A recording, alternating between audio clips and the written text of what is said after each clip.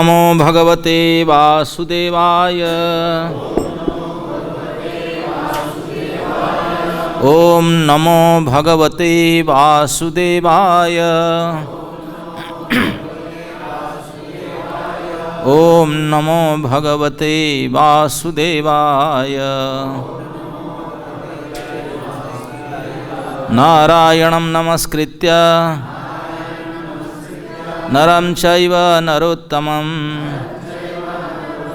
देवीं सरस्वतीं व्यासं ततो जयमुदीरयेत्। कृष्णाय वासुदेवाय देवकी नंदनाय च नंदगोपकुमाराय गोविंदाय नमो नमः। हरे कृष्ण। तो हम लोग श्रीमद् भागवत महापुराण के सप्तम स्कंद के दूसरा अध्याय के 45वां श्लोक का चर्चा करेंगे, पाठ करेंगे। न श्रुता नानुभक्तायं मुख्योऽपि यत्र महानशुः अस्त्विन्द्रियवानात्मा स चान्य प्राणदेहयोः। शब्दार्थ। न नहीं, श्रोता सुनने वाला, न नहीं, अनुभक्ता बोलने वाला, अयम यह, मुख्यः मुख्य, अपि यद्यपि,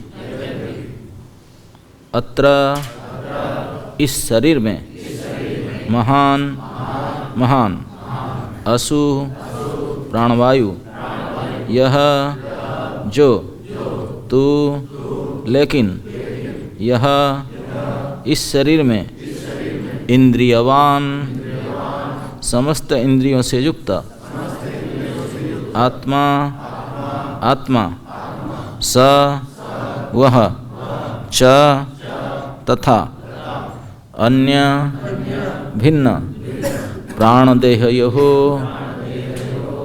प्राणवायु तथा भौतिक शरीर से।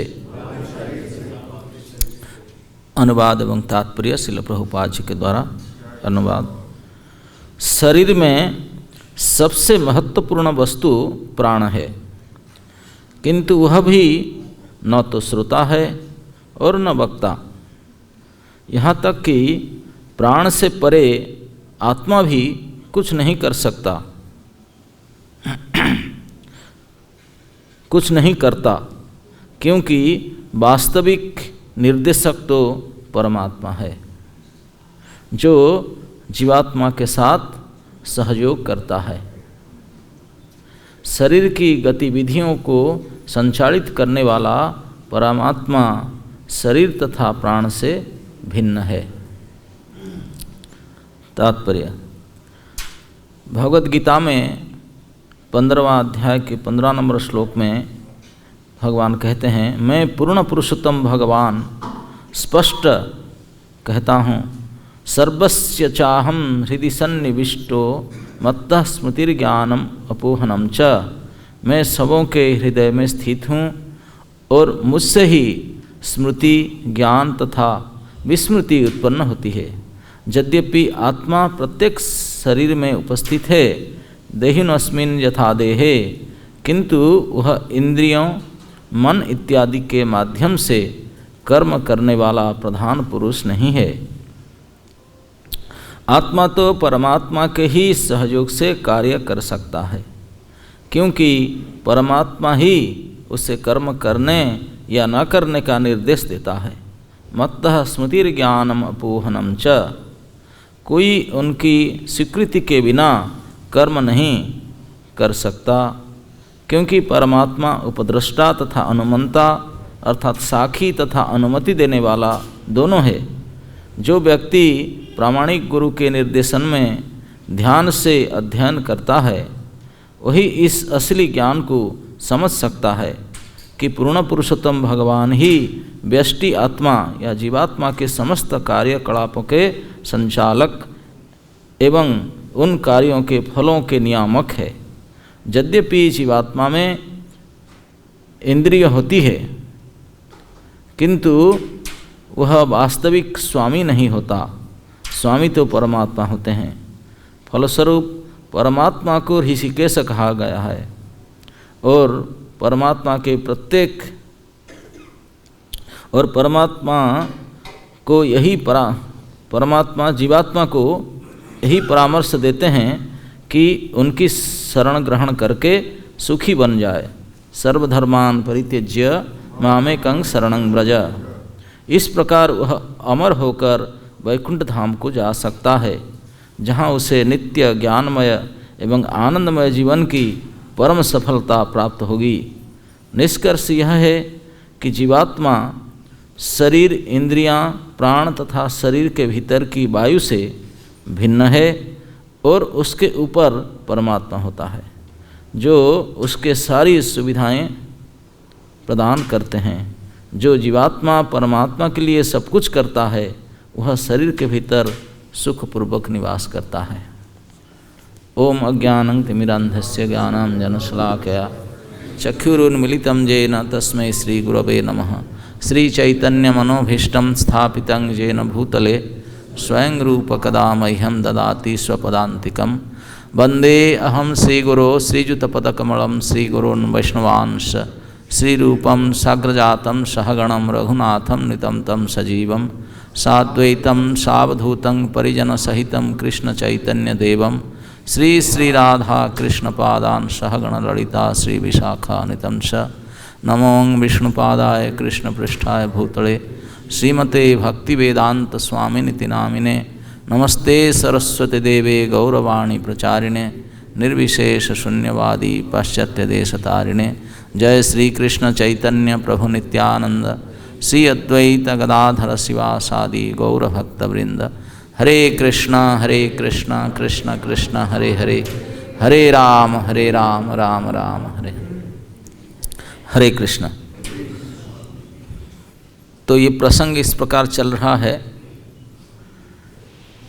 कि हिरण्यकशिपु अपने भाई हिरण्याक्ष का मृत्यु हो चुका है तो उनको लेकर के उनके परिवार, उनके पत्नी पुत्र आदि शोक कर रहे थे। उनको उपदेश दे रहे हैं। उनके उपदेश में उन्होंने एक कहानी बताते हैं उनको शांत करने के लिए। वो कहानी था उशीनर प्रदेश की राजा सुयज्ञ की कथा। वो राजा सुयज्ञ युद्ध में मर चुके हैं, उनके लाश पड़ा हुआ है और उनके पत्नियां उन लाश को पकड़ करके रो रहे हैं। शाम हो गया, उनको क्रियाकर्म दाह क्रिया करने के लिए भी नहीं छोड़ रहे हैं, रो रहे हैं पिट पिट करके, माथा पिट कर। तो हुआ क्या, यमराज एक बालक रूप में आए और उनके पास जा करके ऐसे बोले, उनको सुना करके दिखा करके कि अरे कितने मूर्ख हैं, ये रो रहे हैं, उनको उपदेश दे रहे हैं। तो ये जो आज के श्लोक, ये यमराज के बोला हुआ श्लोक बालक रूप में बोल रहे हैं। सुयज्ञ रूपी राजा जो उनका लाश पड़ा हुआ है, उनके पत्नियां जो उनको लाश को, मुर्दे को पकड़ कर रो रहे हैं, उन्हीं को सांत्वना देने के लिए ये तत्व पूरक श्लोक वो बोल रहे हैं, ये बात कह रहे हैं। उन्होंने उनको समझाते हुए, उनको डांटते हुए बोले, अरे कैसे मूर्ख है आप लोग, इसी को पकड़ कर रोने से क्या होगा।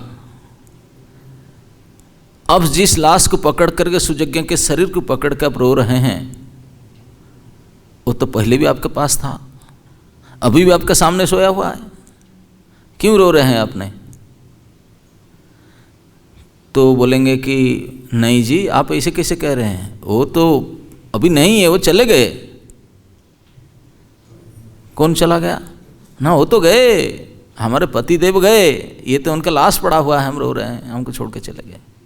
बोले अच्छा, पति देव के कैसा पहचान था, उनका आईडी क्या था, फोटो आईडी यही था ना? ना वो था, लेकिन क्या ना वो बोलते थे, हम कोई बात करने से हमको प्रत्युत्तर करते थे, देखते थे हमारे और सुनते थे, लेकिन ये हम चिल्ला रहे हैं, रो रहे हैं, कुछ नहीं कर रहा है, इसलिए वो है ही नहीं। वो होते तो हमारे साथ बातचीत करते। तो उसी को बात को कह करके उनका मान्यता था, शरीर में जो प्राण होता है, प्राणियों के अंदर जो प्राण होता है, प्राणवायु, बोलते हैं प्राण जब तक शरीर में रहता है तब वो सुनता है, देखता है, बोलता है, श्रोता, वक्ता, दृष्टा माना जाता है। और जब प्राण निकल गया, जब तक प्राण था तब तक तो गाड़ी चल रहा था, प्राण निकल गया तो सो गया, अभिलाष बन गया। अब इसलिए प्राण ही जो, तो इसी को बोलते हुए यमराज कहते, बोले नहीं, ये भी मूर्खता है। बोले क्या ना, आप लोग का जो मान्यता है, जो आप मानते हैं कि प्राण ही प्राणियों के शरीर में रह करके श्रोता, वक्ता, दृष्टा के रूप में कार्य कर रहे, बोले वो भी गलत है। ये कैसे गलत है? प्राणी तो है, तब तो प्राण निकल गया, चला गया, सब प्राण वायु चला गया, हम बोलते हैं प्राण पखेर उड़ गया, प्राण वायु। बोलते ना ना ना, बोले ये मैं मानता हूँ कि प्राण वायु, प्राण जो है ये देह और इंद्रिय के संचालक है, उनके हेतु है। जो भी शरीर के और इंद्रियों के जो चेष्टाएं, जो क्रियाएं हैं, उसका हेतु रूप में, उसके कारण के रूप में प्राण ही है। और पंच प्राण से मुख्य जो पंच प्राण है, उसमें से मुख्य प्राण, प्राणवायु जिसको कहते हैं, जो मुख्य, वो उसके हेतु होने पर भी वो श्रोता, वक्ता, दृष्टा नहीं है। क्यों? क्योंकि जड़ है, अचेतन है। बोले कि भैया ऐसे कैसे मान ले? बोले अच्छा, जब कभी आप लोग सो जाते हैं गहरी नींद में, सुषुप्ति अवस्था में, प्राण रहता है कि नहीं? हम फिर जागते हैं, प्राण किसे नहीं रहता? प्राण रहता है, लेकिन वो सुनता, देखता, कुछ करता है क्या? बोलता है ना? नहीं, ठप। जब प्राण रहकर भी श्रोता, वक्ता, दृष्टा नहीं है सुषुप्ति अवस्था में, तो अभी कैसे?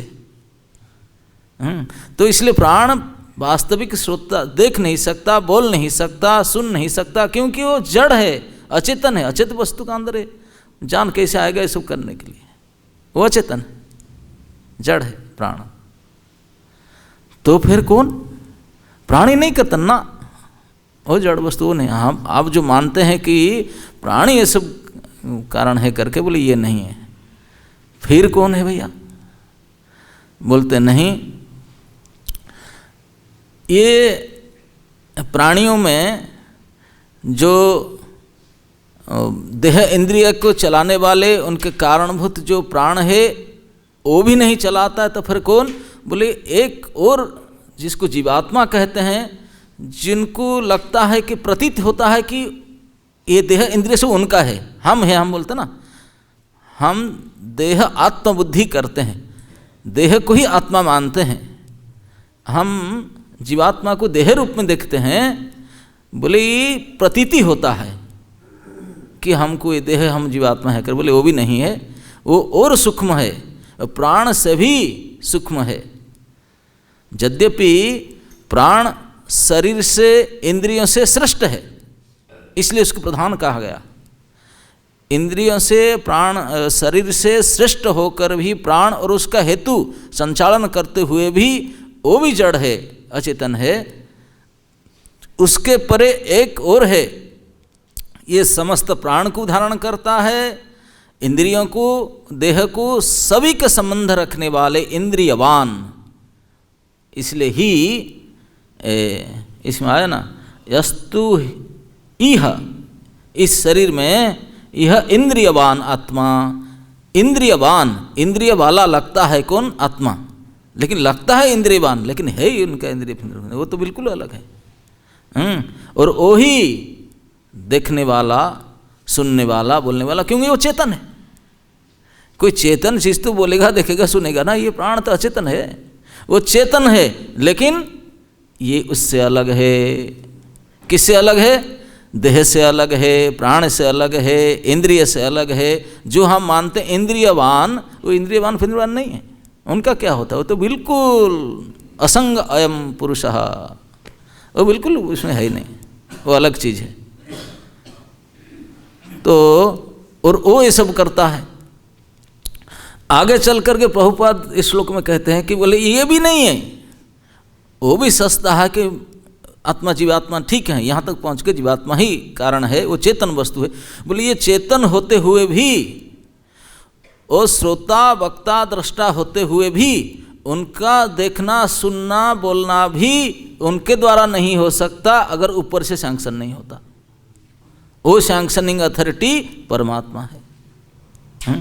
बोले वो ऊपर बैठे हैं, वो पावर हाउस है, वहाँ से आता है। जो साधारण बुद्धि रखते हैं, साधारण मनुष्य देखेंगे, ये स्विच है इधर, स्विच ऑन कर दिया लाइट जल गया, ऑफ कर दिया बुझ गया। बोले यहीं से है सब कुछ, यही तो है और क्या, स्विच बोर्ड स्विच ऑन। बोले ये नहीं बाबा, आप लोग को पता नहीं है। जो इलेक्ट्रिशियन वो जानते हैं, स्विच ओपन होता है, उसके अंदर ये किसी को टच करता है तो वहाँ से वो जाता है, वायर से करंट कमांड जाता है, जाकर उनके पास पहुँचता है, फिर उसका करंट पावर हाउस से कनेक्टेड होता, तब जाकर बल्ब जलता। लेकिन इतने जल्दी होता है हमको पता नहीं चलता। जैसे आजकल प्राय कोई नहीं है यहाँ जिनके पास मोबाइल ना हो, ये तो है। भले और कुछ ना हो, लेकिन ये तो अवश्य ही होगा। भाई यहाँ बैठने वाला क्यों, पूरे देश में जिनको बोलना और पढ़ना आ गया है, उनका पास मोबाइल ना हो। ही मैं देखा कई परिवार में, अच्छे खासे परिवार में बच्चे को दिखाते हैं, बोले क्यों खिलाएंगे करो, तो उनको मोबाइल पकड़ा देते हैं। वो बोलते हैं, वो आपसे दिखा देते हैं, बोले फोटो देखो, ये करो, वो यूट्यूब भी दिखा देते हैं, उनको सब करते हैं बस। मैंने बच्चों को पालन करने वाला, छोटे छोटे बच्चे जो अभी ठीक से बोलना भी नहीं सीखे हैं, चलना भी नहीं सीखे, उनको भी, उनका भी मोबाइल होता है। और बड़ों को तो कहना ही क्या है ना। और जो मर रहे हैं वेंटिलेटर में पड़े, वो भी देख रहे हो। माने इतने आवश्यक वस्तु हो चुका है, और वो सबके पास है। उनको हम देखते हैं कि इसी में से सब आता है, फोटो आता है, बात आता है, मैसेज आता है, जाता है, आवाज़ करता है, सब उसी में होता है। लेकिन इसमें कुछ नहीं, ये जड़ है, ये जड़ है। उसी के अंदर कोई एप्लीकेशन डाला तभी तो हो रहा है ना। जो एप्लीकेशन नहीं है, प्लेन खरीद के लाओ, वो डालेगा क्या? नहीं, उसमें ऐप्स डालना होता है, डाउनलोड करना होता है यूट्यूब से। जो एप्लीकेशन डालेंगे वही काम करेगा। अरे मेरा ये देखा था, तुम्हारा क्यों देखा, तुम्हारा एप्लीकेशन नहीं है, डालो। तो ऐप्स डालना होता है, तो बोलेंगे कि अच्छा एप्लीकेशन ही कारण है। अरे कितने भी एप्लीकेशन डाल दो, बैटरी नहीं है, चलेगा क्या? बिल्कुल टिप टप लाओ, सारे कंप्लीट एप्लीकेशन डालो, सब डाल दिया, आता ही नहीं। तुम सोच रहे थे मोबाइल करता है काम, मोबाइल का सारे यंत्र है, एप्लीकेशन भी डाल दिया, लेकिन बैटरी अगर डाउन, खत्म, नहीं चलेगा। अच्छा, बैटरी ही उसका पीछे शक्ति है, वही करता है, सब हेतु तो वही है। वो ना रहे तो ये सारे सेट गैजेट बेकार, बैटरी नहीं है। अरे कोई दूसरा बैटरी कहीं से ला के लगा दो, नहीं, उसी का जो बैटरी वही लगेगा।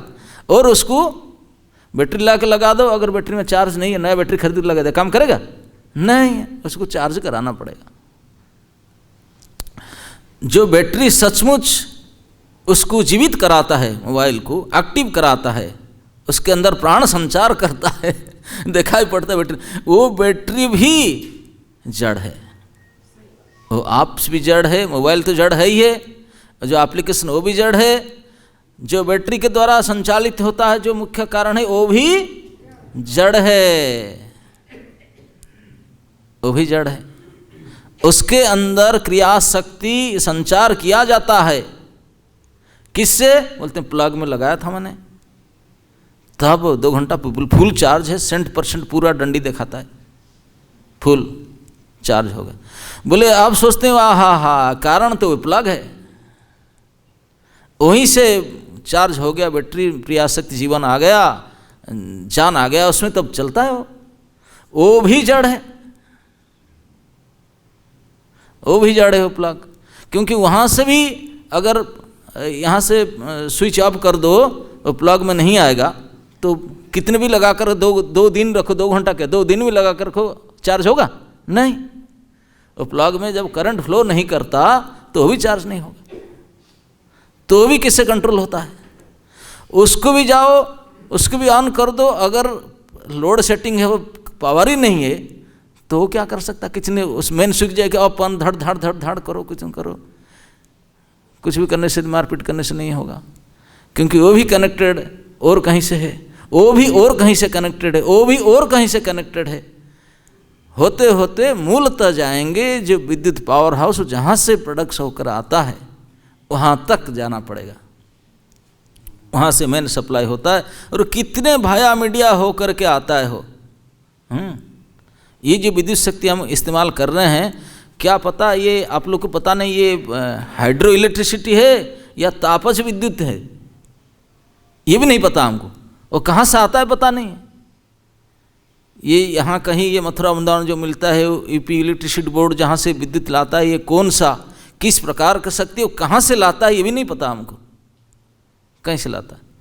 वो वहाँ से ला करके फिर वहाँ रखता है, फिर देता है, फिर देता है, कितने कितने कितने होकर आता है। तो जाएंगे वहाँ पर, तो वहाँ से पता चलेगा वो है हाइड्रो इलेक्ट्रिसिटी प्रोजेक्ट, वहाँ से वो ला करके यहाँ देते हैं, तब जाकर होता है। इतने कारण के पीछे वो है। और वो भी हाइड्रो इलेक्ट्रिसिटी प्रोजेक्ट के जो तापज विद्युत केंद्र या जल से जो बनाया गया टरबाइन से, वो भी जड़ है। वो जितने मशीन घुमाता है और जो भी वो पानी से निकलता है वो भी सब जड़ पदार्थ है। वो पानी भी जड़ है, वो टरबाइन भी जड़ है, वो सब जड़ है। फिर कहाँ शक्ति आता है भाई? उनके अंदर कुछ शक्ति है, और जो उनको घुमाने वाला भी कोई घुमाने का उनको बुद्धि दिया, तभी तो जाकर के आया। ये सब का पीछे परम कारण रूप से और कोई है। अब हम तो ये बैटरी को भले देख लें, बैटरी की जो चार्ज करता है करंट को देखा आपने? नहीं। अगर कोई इंडिकेटर बत्ती जलता है लाल तो हाँ है, नहीं तो नहीं है, नहीं तो दिखाई नहीं पड़ता, कैसे बाहर से दिखता है। और वो करंट को जहाँ सप्लाई आता है मेन स्विच, वो ये सब भले नहीं है, लेकिन वो सब जड़ है, सारे जड़ वस्तु है। उसके पीछे जहाँ पे करंट सप्लाई होता है वो भी यद्यपि बोलते हैं यहीं से power house, main power house होता है, लेकिन वो भी नहीं है, उसके पीछे भी कोई और है। तो इस प्रकार जमराज उनको समझाते हैं कि आप लोग जो उस लाश को पकड़ के रो रहे हैं, और आप लोग के मान्यता है कि हमारे पतिदेव प्राण निकल गया, प्राण नहीं है, इसलिए अभी बोलते नहीं, सुनते नहीं, हम रो रहे हैं, प्राणहीन हो गए। बोलते प्राणहीन हो गए, प्राण था, प्राण चला गया, प्राण भी जड़ वस्तु था। लेकिन आप जो बोलते हैं कि पतिदेव चले गए, पतिदेव तो आपके सामने ही जिसको पकड़ के रो रहे हैं। बोले नहीं, ये पति नहीं थे। बोले क्यों? आपको पति क्या बात करते हैं? पति, हमारे पति हम नहीं जानते। बोले जिसको आप देखे थे, जो आपसे बात कर रहे थे, जो आपको सुन रहे थे, प्रेम कर रहे थे, उनको वो कौन है थोड़ा बताओ ना। हो तो पति थे, देखने में कैसे थे? नहीं तो है, इसी की तो देखे थे। क्योंकि जो वक्ता, श्रोता, दृष्टा, इसी को ना तो कोई आंख में देख सकता है, असंभव है। इस सर्व चक्षु से उस दृष्टा को, उस श्रोता को देखा नहीं जा सकता। वो इतने सूक्ष्म है, जो आत्मा है, कोई दिखाते हैं उसको? कुछ नहीं पता हमको। भले मान ले, बोल ले, लेकिन अनुभव देखा नहीं। बोलते ये अदृश्य रूप में इतने सूक्ष्म आत्मा वही मूल कारण है। क्यों? क्योंकि एकमात्र चेतन वस्तु वही ये शरीर में है, बाकी शरीर में समुदाय जड़ है। जो हड्डी, मांस, रुधिर, ये तो सब जड़ है ही है, मतलब जो डेड बॉडी में जिसको बोलते हैं तो लाश हो गया, और लाश के अंदर जो मौजूद है क्या क्या मौजूद है, हाथ पैर, जो बाहरी इंद्रिय जिसको देते हैं वो तो है ही है, दांत आँख नाक कान जो सब चमड़ी सब तो है, उसके अंदर भी खोल कर देखो जो मांस हड्डी मज्जा आदि आदि अंदर वो भी सब कुछ मौजूद है। लेकिन अब सियार खा जाए आकर, कुत्ता खा जाए, कुछ नहीं, वो हुत नहीं कर सकता। अब भी हमारा चींटी आ जाने से मसल देंगे उसको। अब जब वो शक्ति निकल जाए प्राण, चींटी क्या छोटा, कुत्ता भी आकर खा जाए, कोई आग में डाल देते जला देते हैं, अभी आग के पास नहीं जा सकते। लेकिन तो इससे पूरा डेड मैटर हो जाता है। तो बोलते हैं ये तो आप देखते हैं तो डेड है, लेकिन जो दिखता भी नहीं, जो आपके मन है, जो आपका बुद्धि है, जो आपके प्राणवायु है, और भी जो सब है वो भी जड़ है। भले दिखाई नहीं पड़ता, ये सब दिखाई पड़ता है स्थूल रूप में, सूक्ष्म रूप में भी है, वो भी जड़ है, वो भी कारण नहीं है। यद्यपि लगता है कि इन्हीं के कारण से इंद्रिय चलता है, सब चेष्टाएं करते हैं, एक्टिव होते हैं, लेकिन वो भी कारण नहीं, क्योंकि जड़ है, कमांडिंग अथॉरिटी उनका नहीं है। अरे कोई मशीन, जैसे कोई बोले बैटरी, हाँ बैटरी मोबाइल को चार्ज कर, अरे बैटरी के चार्ज डाउन हो जाए, बैटरी अपने आप चार्जिंग हो सकता क्या? नहीं, वो देखेगा कोई देखने वाला, अरे डंडी खत्म हो गया, डाउन हो रहा है, लगाओ चार्ज में, कि पुराना हो गया, कोई रिप्लेस करो उसको, कोई और भी उसको देखने वाला होता है, बैटरी अपने आप नहीं कर सकता। तो इस प्रकार ये प्राणवायु को भी संचालन, प्राणवायु सबको करता है संचालन, हेतु है, उसको भी संचालन, उसको भी हेतु रूप में एक और रहता है जिनको कहते हैं जीवात्मा। ये जो आप मानते हैं कि उनके प्राण निकल गए, वो प्राण निकल गया, प्राण भी कोई मतलब नहीं, उससे क्या कारण है? बोले उसके जीवात्मा है, और ना तो कभी मरता है ना जन्म होता है, वो तो चेतन वस्तु है, और चेतन भी नित्य चेतन है, अविनाशी को मरता भी नहीं कभी। ये तो बेचारा अपने कर्म के हिसाब से ये शरीर लाया था, और जब लाया था उसी दिन मैन्युफैक्चरिंग डेट के साथ साथ एक्सपायरी डेट उसी दिन प्रिंट आउट होकर आता है, उसी में है ना। नहीं, हम जितने प्रोडक्ट यहाँ मौजूद है हमको पता नहीं है, हर कोई प्रोडक्ट जब प्रोड्यूस होता है तो उसमें 2 डेट लिखा रहता है ना, stamp, manufacture date and expiry date. ये जितने प्रोडक्ट हम बैठे हैं और जितने नहीं भी बैठे हैं, सभी के अंदर 2 डेट प्रिंट आउट है, लिखा गया, स्टाम्प लगा गया, भाई ये आपके मैन्युफैक्चरिंग डेट है जिसको हम हैप्पी बर्थडे करके मनाते हैं, और एक्सपायरी डेट भी ड्यू डेट लिखा है, उसमें एक इधर नहीं जा सकते, वो डेट फिक्स है, एक्सपायर हो जाए, और हम उसको देख नहीं पाते हैं तो हमारा कमी है, उनका थोड़ी ना कमी है, डेट फिक्स है। तो आपने कर्म के अनुसार वो आपने ड्यू डेट लेकर आया, जितने दिन टिकेगा इधर।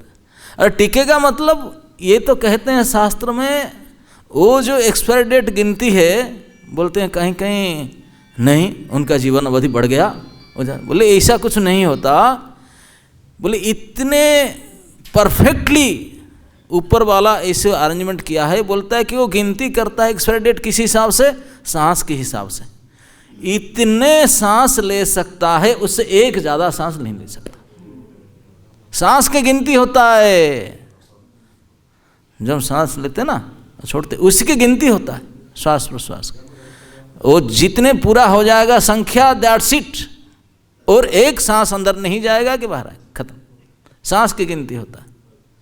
और जब कभी कभी हम सोचते हैं कि जोगीराज को, तो बोलते हैं वो क्या करते हैं, जब प्राणायाम यदि करते हैं, जैसे हम लोग 2-3 सेकंड में प्राण श्वास छोड़ते हैं, 2-3 प्राण ले लेते हैं, जल्दी जल्दी श्वास चलता है, तो इसलिए हमारा परमायु इसी हिसाब से काउंट होता है। लेकिन जो उनको रोक कर रखते हैं वो 1-2 मिनट रोक देते हैं, फिर 2 मिनट छोड़ते हैं, जो इनका प्राण आयाम जो करते हैं इसका, तो उनका गिनती थोड़ा लेट में होगा, गिनती तो हुई है, इतना ही सांस लेना है, लेकिन वो सांस को थोड़ा लेट में छोड़ता है, लेट में लेता है, तो उसको थोड़ा लेट में कंप्लीट होगा उसका गिनती। लेकिन जो फास्ट करता है तो फास्ट गिनती हो जाएगा, पूरा हो जाएगा, फास्ट ही मर जाएगा। गिनती तो इतना ही है, इसी गिनती के हिसाब से चलता है। तो इसी को जो आप थोड़ा एक्सरसाइज करके लेट कर देंगे तो लाइफ स्पैन थोड़ा बढ़ने जैसा लगता है, लेकिन बढ़ता लगता नहीं, काउंटिंग तो सांस ही है, इतना काउंट हुआ नहीं, वो यही होगा।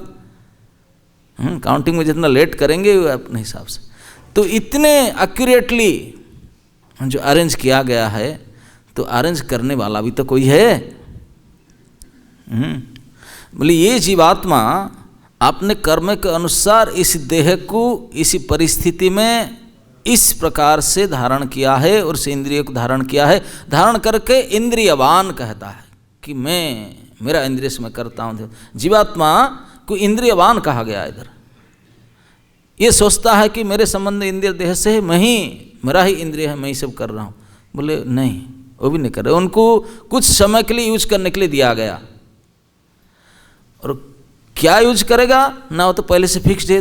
तो इतना सुख भोगेगा, इतने दुख भोगेगा, इसके लिए दिया गया। खाली होगा नहीं, कुछ करने के लिए भी सुविधा दिया गया है। वो करना तो क्या करेगा वही देखता है। अगर तो ऐसा कुछ करता है, इस सुख को दुख भोगते हुए भी, अगर जब तक किसी प्राण रहता है, अपने जीवित शक्ति रहता है, प्राण वायु रहता है, अगर कुछ और सही कर्म किया तो इस चक्र से निकल करके सदा के लिए भगवत धाम जा सकते हैं, सदा के लिए जा सकते हैं। ये सुविधा भी दिया गया है। ये सुविधा क्या है? प्रभुपाद जी तात्पर्य कहते हैं कि वो परमात्मा बैठकर बोलता है, बोले बेटा क्यों मूर्ख थे इसे जाते, इधर मत जा, इधर मत जा, इधर मत कर, क्या करना, माम एकं शरणं व्रज, सब छोड़ो, सर्वधर्मान परित्यज्य माम एकम शरणं व्रज, बाकी सब छोड़, सब छोड़कर मेरे शरण में आ। बोलते हैं आपको मैं देखता नहीं सुनता नहीं, मैं कैसे आपके शरण में जाऊं? ये मेरे पत्नी है, ये मेरे ये है वो है, उनके साथ रहूं, बस उनको मानता नहीं। वो हमेशा साथ में रह कर के परामर्श देते हैं, साधु गुरु शास्त्र के द्वारा परामर्श देते हैं, लेकिन हम उनको सुन नहीं पाते, जान नहीं पाते, कर नहीं पाते। और सुख दुख भोग करके, और वो भी सुख दुख कैसे भोगते हैं? जीवात्मा सोचता है बोले ना, क्योंकि परमात्मा भी उसको एक्टिवेट करता है। जीवात्मा चेतन है लेकिन परम चेतन नहीं है। वो जीवात्मा के अंदर जो देखने का जो दृष्टा है, श्रोता है, वक्ता है जीवात्मा, तो उसका अंदर देखने के, सुनने के, बोलने के शक्ति आया कहाँ से? हाँ, वो सप्लाई पावर उसको, और कोई है। और वो केवल देता नहीं है, वो भूतात्मा, भूत भावन, भूत भावन तो है, प्रकाश उनसे आता है, लेकिन इसके अलावा बोलते हैं मैं भी उनके साथ बैठता हूँ, मेरा आईडी अलग है। क्यों बैठते हैं, क्या करते हैं? न उपद्रष्टा, अनुमंता, भर्ता, भोक्ता, महेश्वर, मैं ही उपदेश देता हूँ, उपद्रष्टा हूँ, बिल्कुल बाजू में खड़ा होकर देखता हूँ, मुझे नहीं बोल सकता आप नहीं देखे, मैं बिल्कुल आपके साथ था, अंदर भी बाहर भी। उपद्रष्टा, देखने वाला बिल्कुल नज़दीक से, ठीक ठीक से देखते हैं, उनको भी नहीं कि आई साइट खराब हो जाए उनका, नो नो नो, ऐसा नहीं। वो उपद्रष्टा। अनुमंता, सैंक्शनिंग अथॉरिटी, भाई उनके अनुमति का बिना कुछ भी नहीं कर सकता, कोई कुछ नहीं कर सकता उनका सैंक्शन ना हो तो। कभी विचार आता है, अगर वही देख रहे हैं हमको नज़दीक से और कोई काम करने के लिए अनुमति भी दे रहे हैं, और हमारा हितैषी हैं, माँ बाप वही हैं, हमारा हमेशा कल्याण चाहते हैं, तो हम के गड्ढे में जाते हैं, क्यों रोक नहीं दिया? और रोकना चाहिए भाई उनको, ये तो ठीक नहीं कर रहे।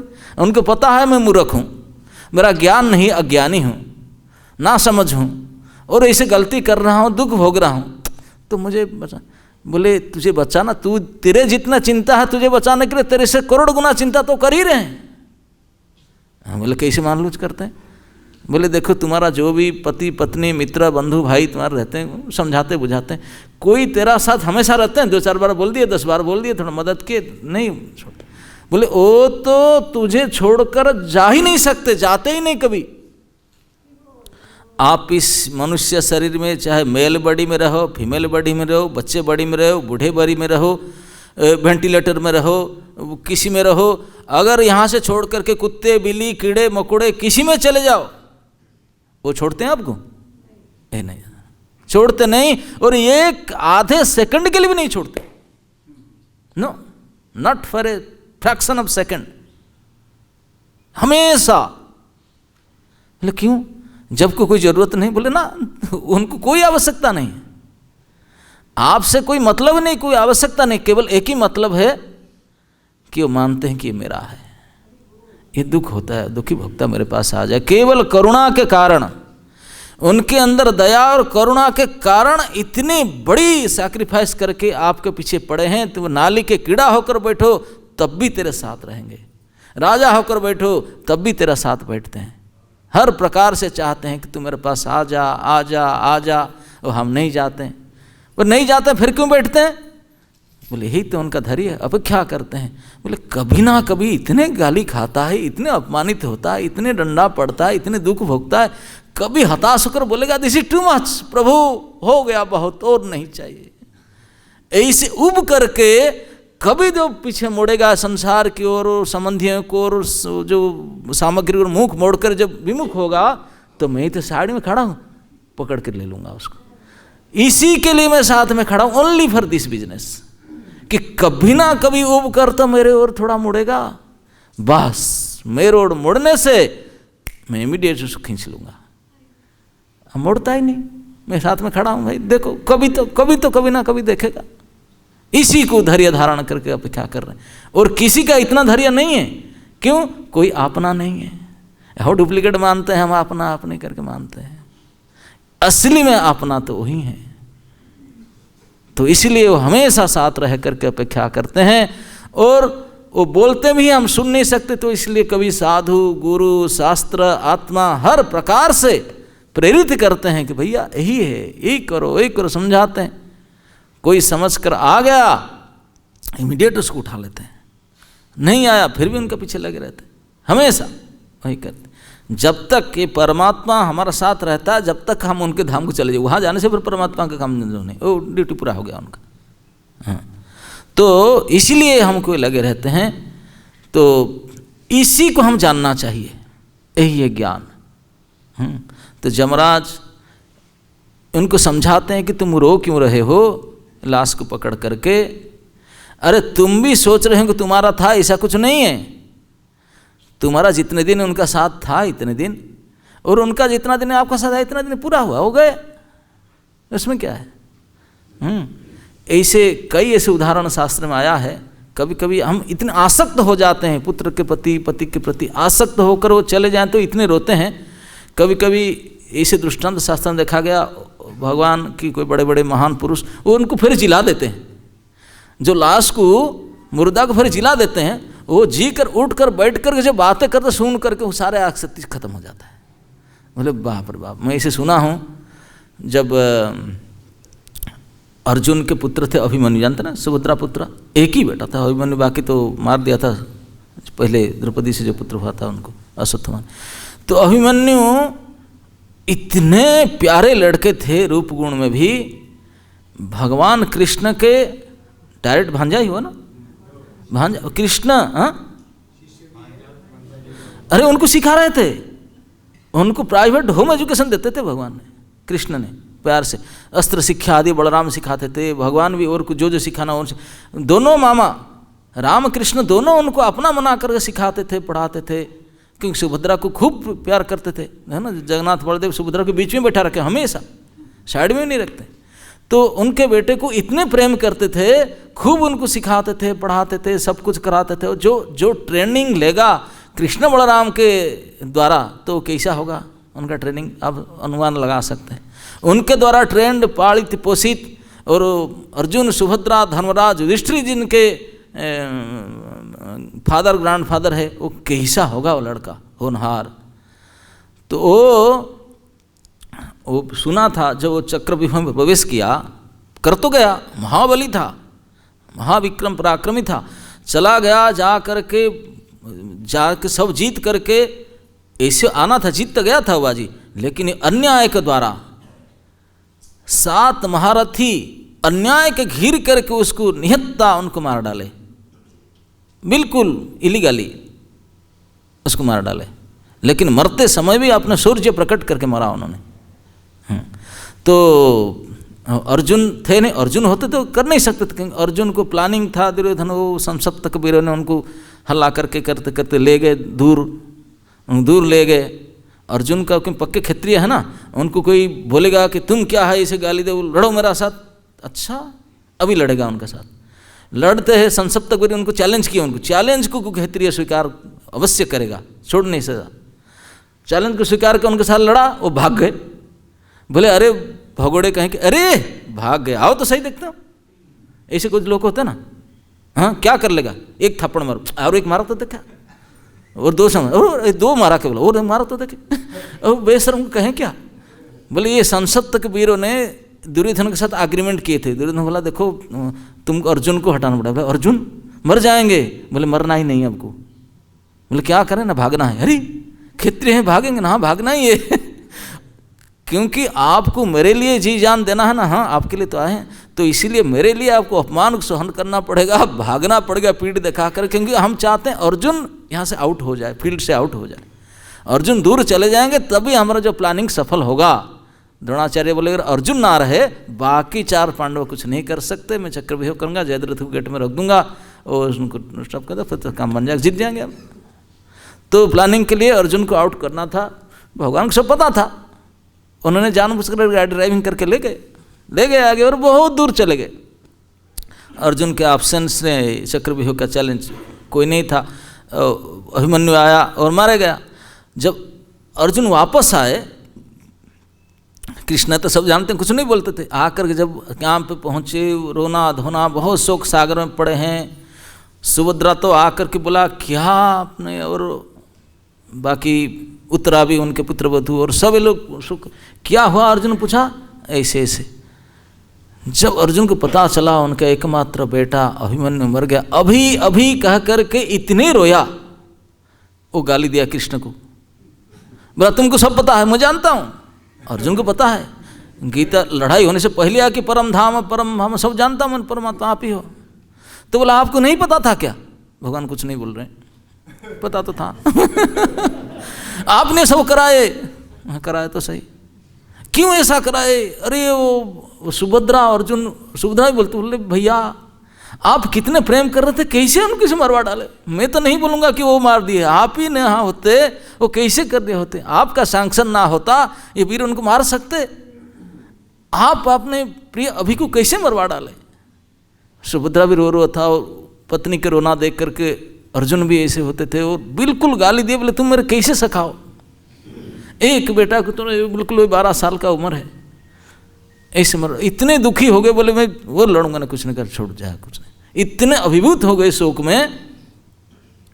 वो भी शोक करने का भी भगवान बोलते हैं, वही बुद्धि देते हैं, शोक करो और शोक करो, हाई डोज दिखाओ, वो भी करते हैं, क्योंकि अंदर में कंट्रोलर रेगुलेटर उनके हाथ में है ना बाहर से समझाते हैं। तो इतने शोक किया तो बिल्कुल बोले, और लड़ाई युधिष्ठिर महाराज बोले अर्जुन ऐसे हाल हो गया, अब काल का युद्ध कैसे होगा अर्जुन के बिना? भगवान बोले कोई बात नहीं, बहुत दुख को लिया ना, चल मेरे साथ, मैं तुझे अभी क्यों दिला देता। हाँ दिला देंगे, हम जानते हैं क्योंकि भगवान जो बोलते हैं वो कर सकते हैं। उनको कौन सा गुरु पुत्र मर गया था कोई सालों से जो स्टूडेंट कैरियर में जब ले आए थे जम लोग से उठा करके, तो ये अभिमन्यु को नहीं ले पाए, कौन सा बड़ी बात है, वो तो फ्रेश मरा, अब तो कोई सालों में उठा के ले आए थे उनको बोले उनको तो वो कर सकते हैं असंभव को सम। तो दोनों पति पत्नी अर्जुन और सुभद्रा दोनों बैठ गए, बोले चलो भैया और सखा हमको दिला दो हमारे बेटा को। बोले चलो। रात हो चुका था रो रो करके, उस दिन पूर्णिमा का रात था। उनको ले गए एकांत में, बोले मैं दिला दूंगा, आप सब शांति में रहो। एकांत में ले गए, निर्जन एक पड़े में, तो बिल्कुल फुल मून था नाइट। अब बोले देखो देखो तुम्हारा भी, बिल्कुल जो उनको बोले देखो, दोनों को देखे, अभिमन्यु बैठा है चंद्रलोक में, बिल्कुल वही बैठा है। और बोले अभी बेटा अभी आ जा रहे बेटा। अब माँ भी बड़े प्रेम से बुला रहा है, पिताजी भी बुला रहे हैं, बेटा तू क्यों बैठा, दूर आ जाओ, तेरे लिए हम कितने रो रहे हैं, सर पीट रहे हैं, छाती पीट रहे हैं, आ जा बेटा तो भगवान ने उनको वॉल्यूम बढ़ा दिया, उनका जो बोली आ रहा था चंद्रलोक से एक पता नहीं लगा दिया हो कान फने से सुन सके उसको, उन दोनों को सुनाई पड़ा। तो सुनाई पड़ा, अभिमन्यु बोल रहा है, काहे को बोल रहे हैं तुम्हारे मम्मी पापा तुम हो, शर्म नहीं आता आपको? मैं देवता हूँ, चंद्रलोक के उपदेव हूँ, अरे तुम हमारे माता पिता होने के लायक हो? बेशर्म कहेंगे, तुम शरीर कैसा गंदा है, मनुष्य है, तुम मेरे माता पिता लायक हो? अरे मेरा कोई गड़बड़ी था, मैं अभिषेक कारण थोड़ा दिन 12 साल की थी, ये पनिशमेंट में गया था, आप मुझे मान लिए मेरा बेटा अभी। अरे क्या सकते हैं यार, ऐसे 2-4 डोज वाला बात कर दिया, दोनों पति पत्नी मुंह मोड़ करके कभी नहीं देखेंगे। ऐसा बदमाश है, हम उनके लिए घंटों रो रो के रात बिता दी, ऐसा है। सारे आसक्ति चौपट मिनट में ऐसे काट। भगवान जानते हैं कैसे आसक्ति को बढ़ाना है, कैसे घटाना है, उनको पता है। अब उन्हीं के द्वारा बात कराए, खत्म। अब चित्रकेतु महाराज के शिष्य पढ़े होंगे, उसको भी ऐसे करा दिए नारद जी ने, जहाँ बहुत आसक्ति रहता है उसी से काम कराओ, खत्म। भगवान चैतन्य महाप्रभु ने श्रीवास के बेटे से भी ऐसे बात करा दिए। अरे जो उनके पत्नी रो रहे थे, बोले जा तो क्या हम रो रहे हैं, किस लिए? ये हमारे सब अज्ञान में हम रो रहे हैं, आसक्त हो रहे हैं, लेकिन सच्चाई देखेंगे कोई किसी का नहीं है, कोई किसी का है नहीं, था नहीं, हो भी नहीं सकता। और केवल भगवान हमारे थे, हैं और रहेंगे ही, और उनको छोड़कर हम वहीं फंसे। तो इसी की बात ये कहते हैं। और जमराज जी उनको समझाते बोलते हैं कि आप विरोध हो करो मत, क्योंकि ये जिसको आप मान रहे थे, जो प्राण था वही बोल रहा था, देख रहा था, वो चला गया, वो प्राण भी जड़ है, वही देखने सुनने वाला नहीं। ना इस लोक में बोलते ना श्रोता न अनुभक्तायं मुख्यो यत्र महासुनो। बोले जो महान प्राणवय, जो मेन जो है महासुनो, जो महाप्राण मुख्य प्राण, वो भी जड़ है, अचेतन है, वो भी बोलने सुनने वाला नहीं है। तो कौन है? जब प्रश्न उठेगा न जस्तु ही यह इंद्रियवान आत्मा, जिनको आप इंद्रियवान करके मानते हैं जीवात्मा जो है, वही देखने वाला, बोलने वाला, सुनने वाला, क्योंकि वो चेतन है, यही है। अब वो स मतलब वो जीवात्मा, अन्य वो अलग है बिल्कुल। किससे अलग है? ना प्राण देह यो हो, वो प्राण से भी, वो देह से भी, दोनों से अलग है, बिल्कुल अलग है। वो बिल्कुल असंग है, बिल्कुल अलग चीज़ है वो आप उसको जानते ही नहीं। कैसे अलग है? ना वो नित्य वस्तु, आप अनित्य है, अविनाशी अविनाशी है, बिल्कुल अलग है। और अच्छा यही जीवात्मा जो है, वही देखने वाला सुनने वाला वो है, लेकिन वो भी देखना सुनना बोलना अपने हिसाब से नहीं कर सकता। कई हम संसार में देखें, अभी मैं बोल रहा हूँ, अगर परमात्मा का सैंक्शन ना हो, ये स्विच ऑफ कर दे, मुंह रहेगा, जीभ रहेगा, बोलने की इच्छा रहेगा, बोल नहीं पाए, कुछ नहीं कर पाए। बहुत सारे संसार में है गूंगे आदमी, उनका मुंह भी है, जीवा भी है, बोलने का इच्छा भी है, हूँ कर रहे हैं, लेकिन बोल नहीं पाएंगे। तो इसलिए ये प्रमाण है कि भाई कंट्रोलर कोई और है, और इतने हमको मदद कर रहा है सब कुछ। तो हमारा कर्तव्य केवल उन्हीं की शरण में जाना चाहिए, उन्हीं के लिए कर्म करना चाहिए, उन्हीं का हो जाना चाहिए। इसी को वही शिक्षा देते हैं, माम एकम शरणं ब्रज। अगर हम ऐसा करें तो सदा के लिए उनके पास जाकर सुखी रहेंगे, है ना। जो जीवात्मा परमात्मा के लिए सब कुछ करता है, वह शरीर के भीतर सुखपूर्वक निवास कर सकता है। इहलोक परलोक, यहाँ भी सुखी रहेंगे, वहाँ भी सुखी रहेंगे।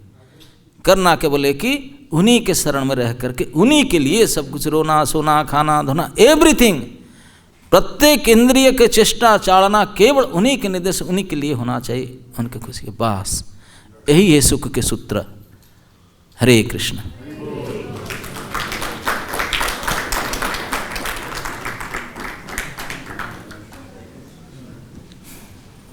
कोई कमेंट क्वेश्चन? हाँ जी। महाराज आपने ये कथा की लास्ट में हम कह रहे थे कि जो डिस्ट्रेस्ड है, मतलब भगवान क्यों उसको गड्ढे में वो गिर रहा है तो क्यों बचाएंगे, क्योंकि भगवान चाहते हैं कि वो पूरा त्रस्त हो जाए भौतिक संसार से, भगवान की शरण में। तो महाराज मेरा प्रश्न है, जैसे भगवत गीता में भगवान कहते हैं कि 4 प्रकार के लोग उनकी शरण में आते हैं, तो जो डिस्ट्रेस्ड है, अर्थो है, बार्थो है, तो वो भगवान की शरण में तो आ जाते हैं जिस समय वो वैसा डिस्ट्रेस होता है, लेकिन बाद में भक्ति जब वो प्रारंभ करते हैं, क्योंकि उनको भगवान से प्रेम तो नहीं है, तो वो कैसे डिस्ट्रेस के बाद एक बार जब वो भक्ति साधना में आ जाते हैं, तो वो कॉम्प्लेसेंसी से कैसे बाहर निकलेंगे? उसी को अभ्यास करते करते निकलेंगे, वही प्रभु ही मदद करेगा। एक बार उनके ओर आने के लिए प्रयास करो, इच्छा करो, बाकी सारे सुविधा वो प्रदान करेंगे। वही तो कहते हैं ददामी बुद्धि योगं तम जेन माम उपयंति ते, मैं ही उनको बुद्धि दूंगा जैसे मेरे पास आए। लेकिन कंडीशन क्या है? सततम कीर्तयन्तु माम, मेरा भजन करो हमेशा, तो मैं हूँ सब व्यवस्था करूँगा अंदर से बाहर से, है ना। और कुछ? यस,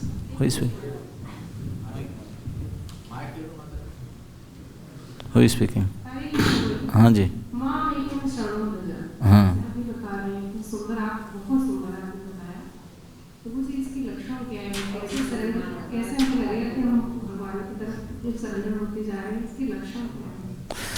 अब सरेंडर के लक्षण तो, शरणागति के लक्षण तो 6 लक्षण बताया गया शास्त्र में, लेकिन अभी इतने डिटेल हम नहीं जाएंगे। केवल आप भगवान के वचन मान करके इतना ही करो। हम दुर्बुद्धि दुर्गुण से क्या कर पाएंगे? हरे कृष्ण कृष्ण कृष्ण हरे हरे, हरे राम राम राम हरे।